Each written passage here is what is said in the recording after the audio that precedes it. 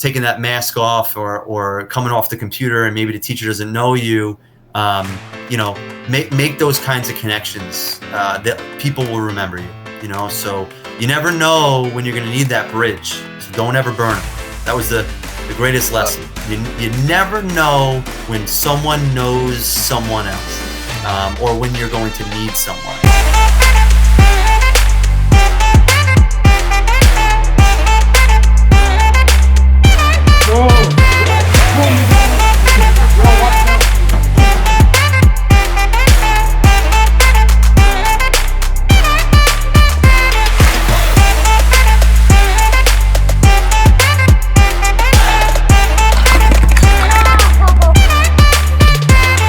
Welcome back to another episode of the DMT show. We got a very special guest with us today. My name is Aryan. My name is Jason. My name is Andy. My name's Ashok, and as Aryan just said, we have a very special guest. I know we say this every episode, but we really mean it this time. Why don't you introduce yourself? Hey everyone, I'm Mr. Loew, Matt Loew, assistant principal at Syosset High School, and I'm very fortunate to have had these four guys with me a few years back at EP World. Thank you. Let's go. We're equally as fortunate. We're gonna get right to the lowdown with these hot questions. So, as you just said, us four were your students, and you're a teacher of AP World History, and we were just wondering how you got into the job of teaching. What inspired you? Why did you do it? Sure. Honestly, if you asked me when I was your guys' age, I had no idea what I wanted to do. It's funny when you reflect back, you think you had it all together, but the reality is like everyone else, I was going to be a business major, right? So go around the class, where are you going to college? What are you going to major in? Business. Got to college, decided that I was going to major in international relations. So natural segue into law school. Finished up the 4 years. That was the plan. Took the LSATs and, realized in some internships I was doing that's not exactly what I wanted to do. I thought it was what I wanted to do, but it wasn't. So I thought about what was it that I really enjoyed. And I realized that no matter what profession I was going to go into, I wanted to teach when I retired. I wanted to kind of turn key and pay it forward to anyone else who was new going into the field. And I realized that if it was no matter what job I was going to have, I wanted to go into teaching eventually. That was probably it. Plus, I was very fortunate that my wife's family, there's a bunch of teachers in her family, and they said, Matt, you're being silly. You should be a teacher. So that's what I did. I went for my master's in education at Hofstra, secondary education for social studies, and I haven't looked back ever since. All right. Great. Is there a particular reason why you chose social studies over any other subject? Yeah.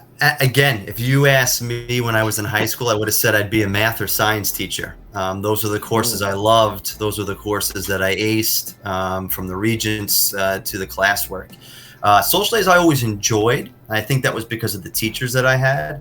But I didn't enjoy the reading. I didn't really watch a lot of History Channel. That wasn't my thing. But like I said, I majored in international relations in college, and that forced me to take a really hard look at not only history, but the impact it had on people today. So if you guys remember, that's what I've always tried to do in class, is trying to make those connections. And that's what stuck with me. I realized that my favorite teachers were social studies teachers. So I wanted to kind of do that for my students. I mean, I think we could say that some of our favorite teachers were history teachers too. Yeah, definitely.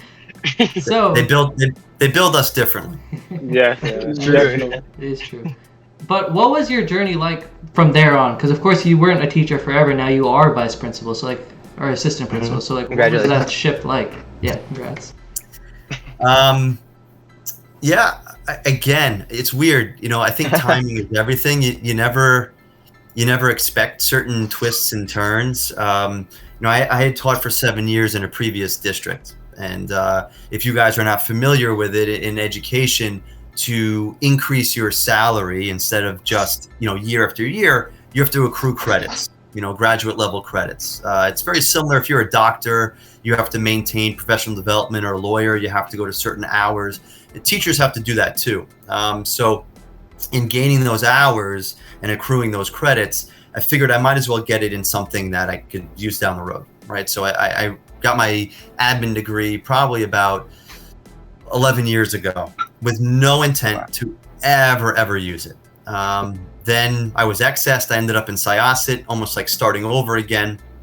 And I was fortunate to be able to work as a student government advisor. And what I started to realize was I really enjoyed working with students. Obviously, teaching was great. But what I enjoyed the most was projects, right? So working with students on projects, supporting them in their growth. And I loved teaching history, but I really loved teaching. So what I realized was that mixed with a side profession that I had, which I was a director in a day camp, a local day camp, merged those two worlds. So we go into the pandemic. We're all learning from home. Yep. In my case, teaching from home. It's actually when I had you guys. That's true. And my social studies department chair retires, and he happened to be a dean of students, and that's kind of what I would have wanted to do. And the administrative team decided they didn't want another just dean of students. They wanted to build an assistant principal position. So I said, you know what? Probably not going to get this job. But if one day down the road I want to apply, you know, what better place to interview than with people you know, right? You feel comfortable, you go through the process.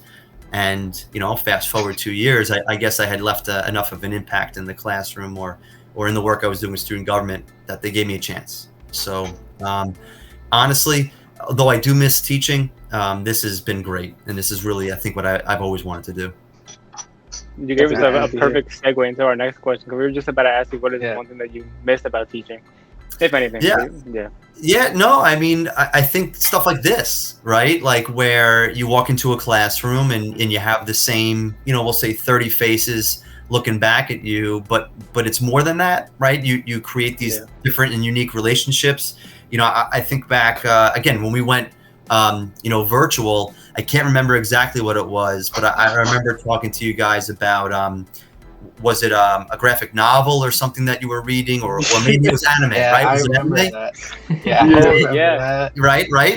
Yeah. So it's those little interactions where, you know, you can connect with students on a different level. And although I get to do that as a dean, you know, there's a lot of students who unfortunately end up in my office more times than they're willing to admit. But you built that relationship. But that's only one student here, one student there. I think what I miss most about the classroom is really those same students every day for a year. And then, of course, you know, as you phase out of my class and you end up with someone else, 10th, 11th, and 12th grade, still being able to kind of connect that way. You know, the uniqueness of my job now is there isn't a schedule. So, you know, every day is different, which is refreshing. But you know, it's not always that same joyous interaction. You know, sometimes it's dropping the hammer. So it's a little bit different. Yeah. It makes sense. Would you ever say it's weird? I ask this question for like every teacher, but would you ever say it's kind of weird that like your students never age? Because as soon as they're done in your class, they move to the next year, and then you get new students who are the same age, but you just keep getting older. So it's funny you asked that. I was actually with Dr. Durante in his office, and we were talking, and he's like, you know, I've never left school. You know, like he's like, I entered kindergarten, went through high school, went to college. From college, he became a world language teacher, and he's been in school ever since. And you know, when he said that, I kind of resonated. That's the same thing. But in this case, to your question, to show like, yeah, I mean, my students never get older, so I'm going to age, but my clientele is always going to stay the same age. Yeah. Right? It's really it's actually interesting. And my 9th grade social studies teacher, who's actually one of the reasons why I became a social studies teacher, to go back to a previous question, you know, every once in a while we go back and forth, whether it's a text message or on Facebook, and you know, it blows his mind that I'm like a grown adult now with my own family and teaching. It really blew his mind that I was assistant principal, because if you asked him about me in 9th grade, that was probably not the person that he would assume was going to do that. But for us, you know, you guys stay the same age until you don't, right? Until you reach back out as an adult, or we run into each other somewhere down the road. but it is strange when you put it that way. Yeah, and you just kind of hinted at this with that answer, which is another perfect segue once again. But what were you like as a high schooler, like someone around our age? Yeah, honestly, and I'm not just saying this. I probably would have been friends with you guys, you know, like class serious as much as I needed to, you know, didn't take it too seriously where, you know, I couldn't enjoy the funny moments.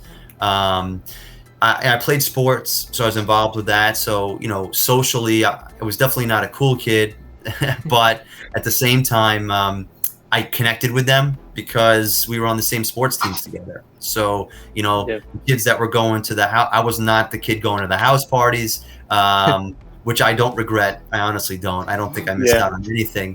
But I was friends with those kids. I was friends with, you know, guys like you. I was, you know, friends really with everyone, but I had my own unique tight group. What else? You know, definitely didn't push myself too hard. My parents just wanted me to be happy. So as long as I wasn't horsing around and getting into trouble, they didn't really push me too hard. I definitely could have done better. I missed honor roll. I missed honor society because I had an 89.9998 average. Oh, that's rough.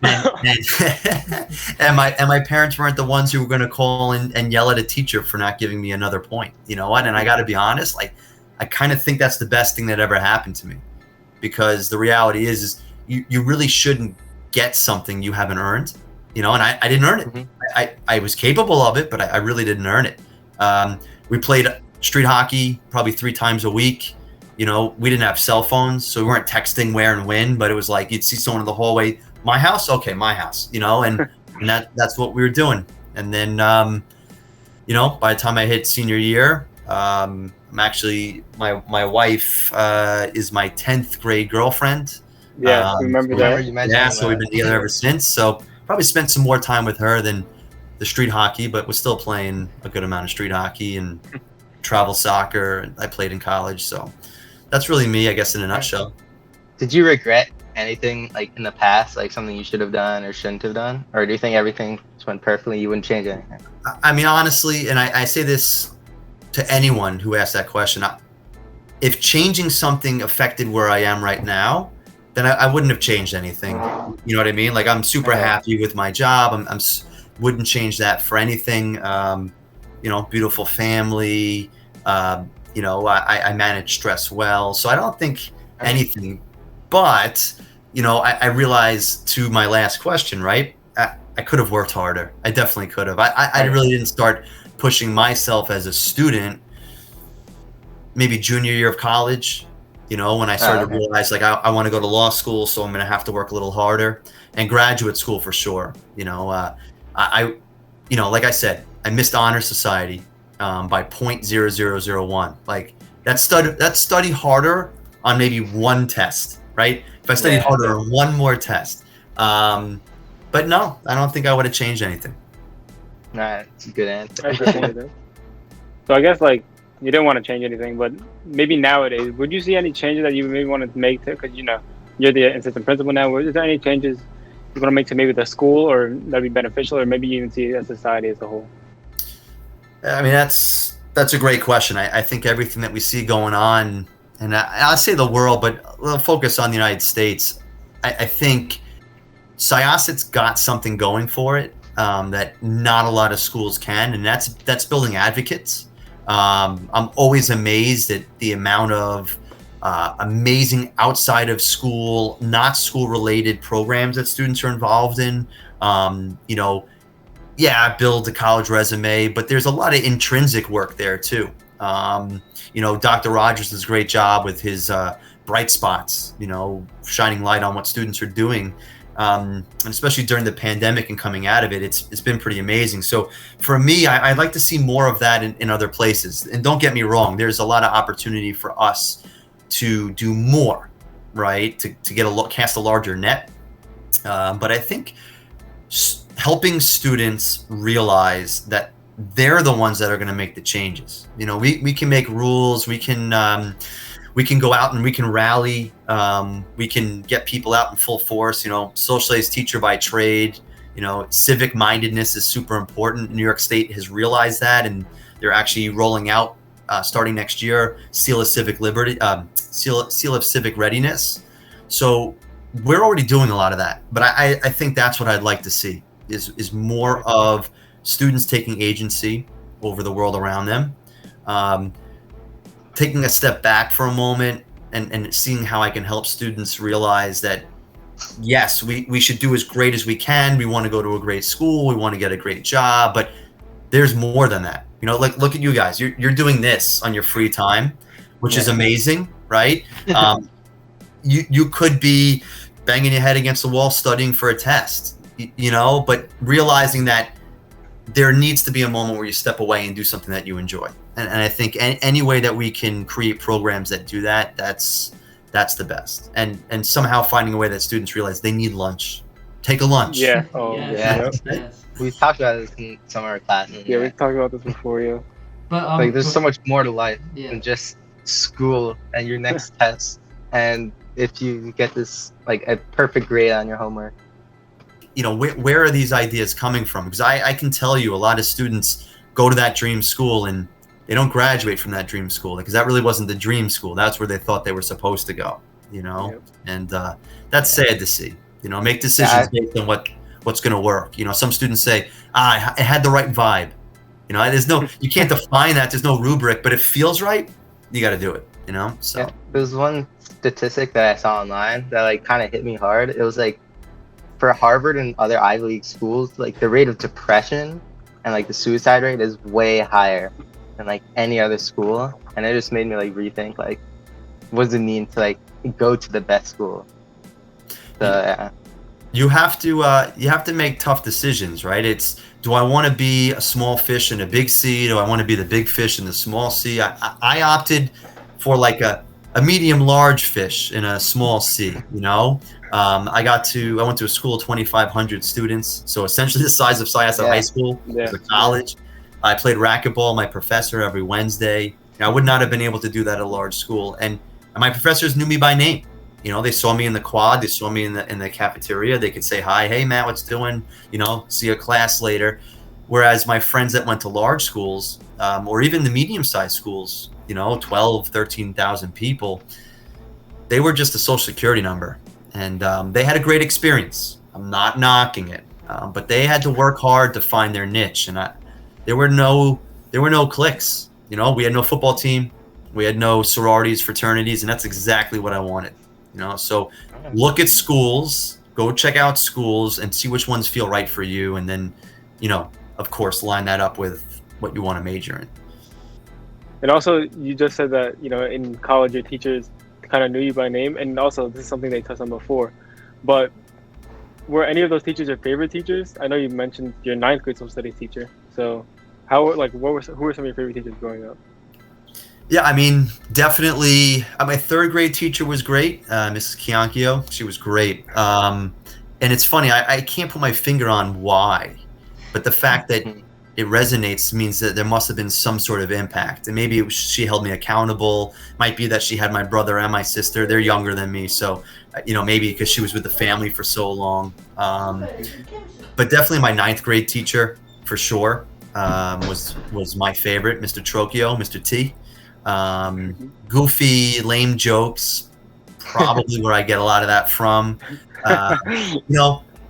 But was a really good teacher. And actually, when I decided to become a teacher, I let him know. And, he said, that's great anytime you need anything. And I had an opportunity in my previous school to travel between the middle school and the high school. And I really, really did not want to teach middle school at all. And he said, I didn't feel that. He said, do it. He said, do it, because if you only teach the same course the rest of your career, you're not going to be ready should it change. So he was always someone that kind of understood and knew what it took to have a successful and a fruitful career. But really, it's the teachers that got to know you as a person, as opposed to just, I have to get through curriculum, learn what I told you to learn, do your homework. You didn't do it? Okay, tough. So yeah, I guess human beings would be the best way. Exactly. Yeah, that's probably the same thing we look for in teachers too, just people who are not people who act like they're humans. People. Yeah, like they're people. They're not figures of authority. Yeah. Like as a teacher, you still need some authority, but like some Yeah. teachers, I feel like they have so much where it's like you never talk to your friends in class, or like it just the teacher talking the entire time, and the students just like taking notes, and then you leave, and then it's like you have no connections at all throughout the class. So. And it's sad, you know, when you walk down the hallway and you see teachers that have been there for 20-something years, and not a single student walking past them says hello, you know? Yeah. And then you've got other teachers where they're like screaming down the hallway, or, you know, they'll go out of their way because they notice that you stood somewhere one day and that's where they're going to see you again, and they make it a point, you know, to do that. So, you know, that, and it doesn't take much, right? Yeah. But I guess some people, that's just ingrained. I just want a quick question. Okay. Yeah. Sorry, Joe, but so when we greet you, does that ever bother you? No. Listen, like I showed you, said like the people I work with every day, their ages stay the same, right? No, it doesn't change. So it'd get pretty dry if, you know, every 5 years it was a new set of faces, right? And no one said hello. And to be honest, that's what I'm most nervous about in this role, right? In my role now, I still have you guys and former students because they're still in the building, right? So juniors and seniors, once they graduate out, I would have taught no one in the building. They would only know me as one of the assistant principals, if they even knew me, because a lot of you guys don't know who all the assistant principals are, right? Yeah. There's 4 of us. Yeah. So I enjoy the greetings, but what I'm nervous about is what happens when everyone graduates. Will only be like 5 students, 6 students who happen to flow through Mr. Fisher in my office, who have helped. Will it be because they see us out front and they get to know us? So only time will tell. But I welcome it. It's great. Good to know. Go. Yeah. I feel like sometimes when I see a teacher that I know in the hallway, I'm like kind of like I'm thinking about if they actually remember me or not, or like a teacher from last year. So I'm like, if I say hi and they don't remember, it'll be so awkward. But like for you, I know you remember, so I don't have any worries about saying hi. One thing I will say is I find it hard pressed that a teacher won't remember a student by face. Although, listen, honestly, from 9th grade to senior year, faces change, right? You guys grow up, get taller. But name, you know, maybe it slips, right? But probably can tag you right where you sat, what period of the day. You know, that's the interesting thing. Like I think back to my first year of teaching, I kind of know where everyone was seated in again my last district, but all their names I couldn't tell you. I kind of see their faces, you know, and that's 16 years ago. So Yeah. 30 years old. That's crazy. That's like almost at the show's lifetime right there. Yeah. It is, yeah. But also, like, I feel like COVID's also changed that a little, because, like, I'm specifically thinking about one class right now. If I was talking to, like, maybe my last year's history teacher, I don't think she'd know my name, because, like, it's just, like, listen, there's so much less interaction, especially because I was, like, all virtual last year, so, like, didn't see anyone that much. I wasn't in class, but... Yeah. I hear that a lot from my colleagues. You know, first the mask came off, like, whoa, that's not what I thought that person looked like, right? Because you have the eyes and the nose, and you make assumptions on what the rest of the face looks like based on the bone structure. And then all of a sudden, you know, that's not exactly the face you expected to see. Yeah. But equally, you know, Aryan, that happens, you know, and it's not because they didn't want to know who you were, just the technology, and then also, you know, the mask changed things up. So that is a shame. You know, we did lose about 2 years. We got to know our juniors half a year. We set the foundation, and then it all changed. Yeah. All right. So I guess that's pretty much wraps up our very in-depth questions. We have this little segment with our quick fire question, where you can think pretty much as little or maybe even as much as you want. But first question, just coming right up, is your favorite Disney movie? I'm gonna twist that a little bit. Okay. So obviously all the Marvel movies. I love the Marvel movies. They're owned by Disney, so that counts. Indiana Jones, owned by Disney. Oh, it is. But if I'm gonna go Disney, I'll go Mighty Ducks. I really I like never those. heard of No, Wait, really? got to get on that. that. You gotta get on that. I'm looking that up. Disney Plus. Yeah. Oh, I don't have Disney Plus. Oh, okay. I'm sure the Gotta go library. on has- I'll work on it. Oh. We gotta do our research, guys. Oh, Yeah. But- But okay, well, next question. So, obviously, last month you did the St. Baldrick's thing where you can cut your hair off and it's you can donate. So tying in with that, would you rather? This is a would you rather question. Would you rather be permanently bald or never be able to cut your hair ever again? So, the first year I did the St. Baldrick's was probably the hardest thing, one of the hardest things I've ever done, mostly because all the men in my family are bald. And they've been bald or majorly balding probably from about 18 years old. Like my grandfather was bald at 18. He used a Bic razor, straight razor at 18, went into the military. And my dad and my brother's hair is not great. So, Wow. So for me, that was like the one thing I had. So I cut it and I realized like, wow, I'm actually pretty bald in the back of my head. I didn't even realize it because the hair, covered it. So to your question, I would probably never cut my hair again. I would just let it go. Working a surfer do, ponytail, man bun, whatever it is, just, Would you ever I dye got- it or anything? dye it. That'd be fun. Give a huge amount. Listen, I can neither confirm nor deny, but I may have had blonde streaks or highlights when I was a junior in high school. Okay. Possible. Mr. I see. Hagen moment. Yeah, another teacher told us that too. He had a blonde mohawk when he was in high school. It caught us off guard. Yeah. No. But I have another question. So of course you used to be a history teacher. What was your favorite person from world history? I guess like favorite person that we learn about. Yeah. I mean, my favorite topic to teach really was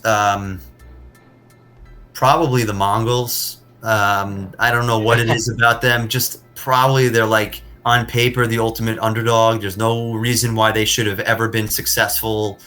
But so for an individual, it'd be Genghis. Just his ability to adapt.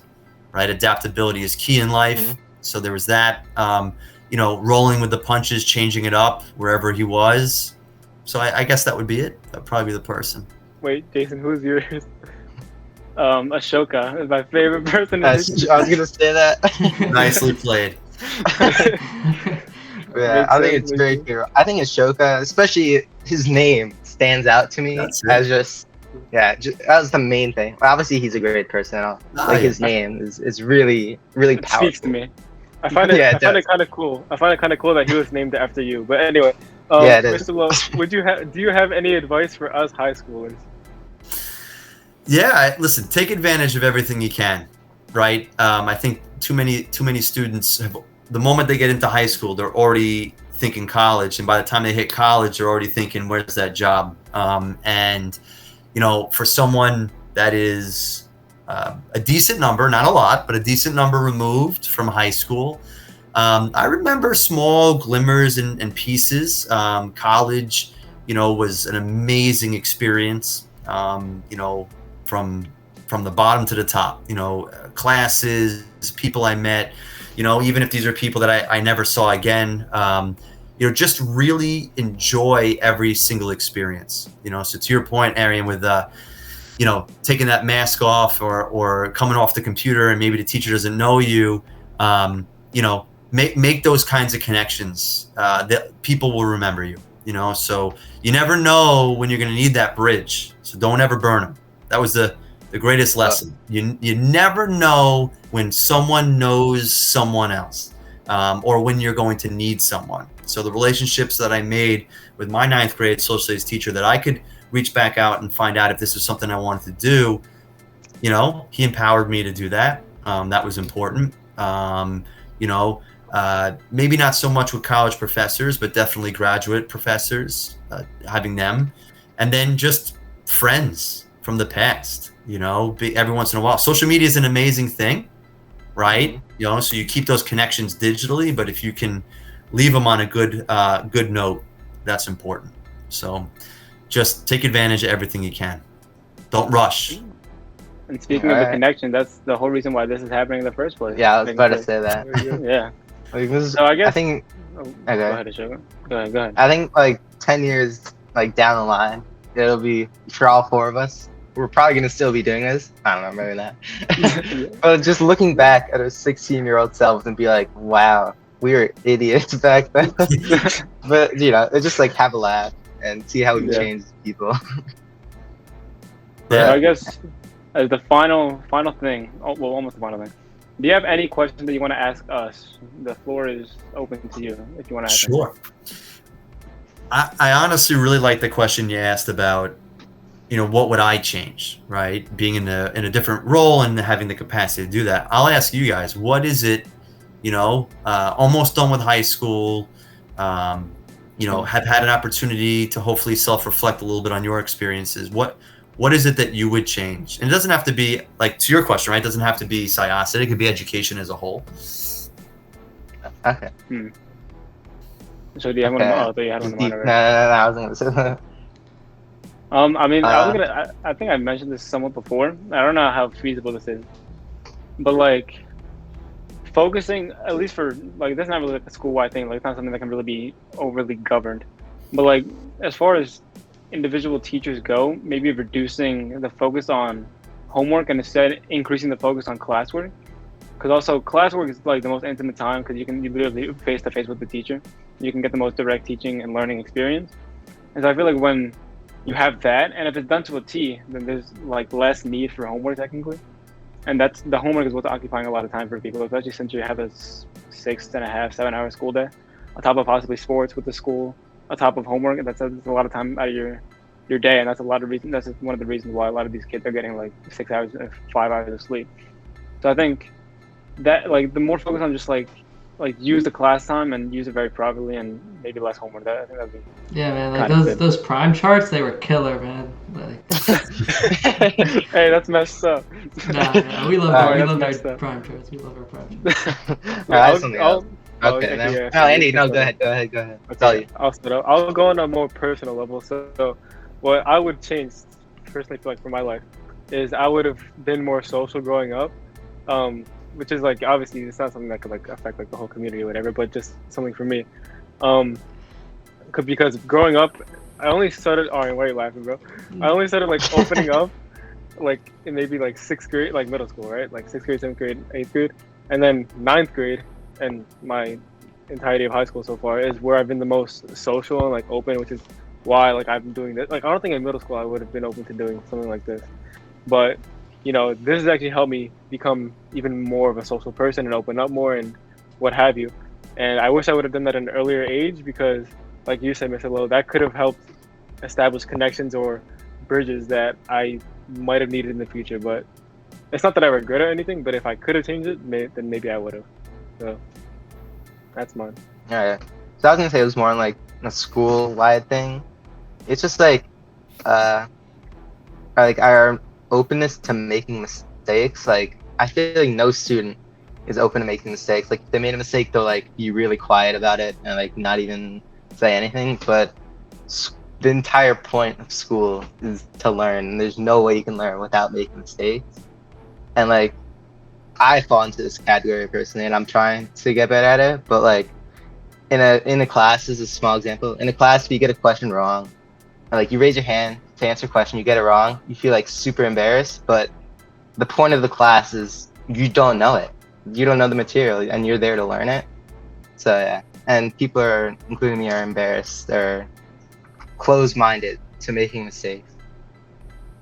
I think a lot of that is there's this, it's not so subtle anymore, but like the competitiveness is just wild. I mean, I've heard kids in the hallway say, "Oh, I only got into Wash U."